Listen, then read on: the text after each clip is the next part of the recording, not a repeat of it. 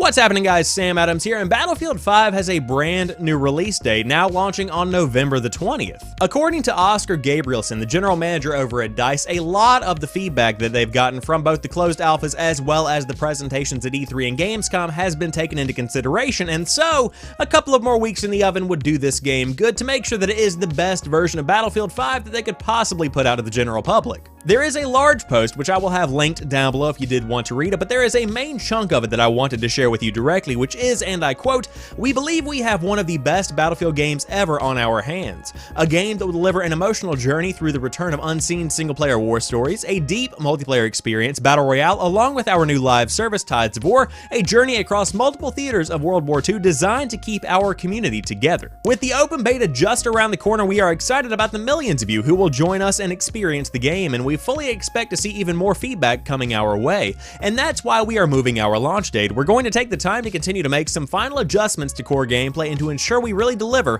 on the potential of Tides of War. We know moving the launch date means we all have to wait a little longer, but we are going to take our time to make sure that we get it right. Thank you for your continued passion and support. We can't wait to see you on the battlefield in just a few days." Right out of the gate, I want to make it very clear that I'm a big fan of this move from DICE. I think this is probably the best thing they could have done for Battlefield 5 at this point, for a couple of reasons which we'll dive into. Number one, if any developer of any size ever needs more time to ensure that their game fulfills the vision that they have and also fulfills the expectations of their fans, they need to take that time. I know that no one likes delays. I certainly don't like delays either. I am a big fan of Battlefield and I have been looking forward to Battlefield 5 for a couple of months now. But the only thing I hate more than a delay is a crappy game on day one. And that's what exactly we are avoiding here. Call of Duty and Battlefield have always been big rival franchises, but this year the stakes are a little bit higher with both games introducing a Battle Royale mode, and we all know how popular BR is at the current time. And so that makes this year a little bit different than years past, and so the competition is going to be even harsher than it has been over the course of the past 5 to 10 years. On top of that, although it may not be a direct competitor with first-person shooters like Call of Duty Black Ops 4 and like Battlefield 5, Red Dead Redemption 2 is one of the most anticipated games of the year, and Rockstar's next big title is going to have a heavy impact on the sales of whatever game releases around it, and that was going to be directly Battlefield 5. So now with a release date of November the 20th, you do have the game being freed from the ties with Black Ops 4, with Red Dead Redemption 2, and it's now been given a little bit more room to breathe,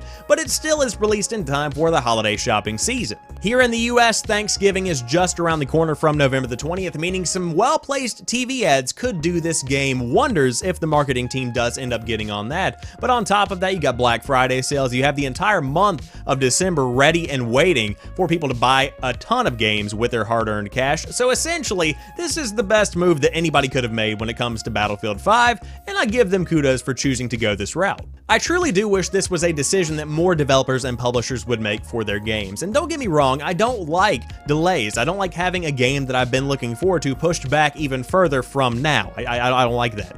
However, if you look forward to the spring release season, you have Anthem and The Division 2 coming out very close to one another, and this is just one example of the situation that I'm talking about. These two games do have things that differentiate them from one another. However, at their core fundamental mechanics, they're still just grindy looter shooters, and one of them is going to cannibalize the other one. If I had to guess, I would say The Division 2 is going to be the victim in this case. If they were to take that game and push it back out into June or July, that could do wonders for the game's life at the beginning and also later on as it begins to grow and flourish, as many games do these days.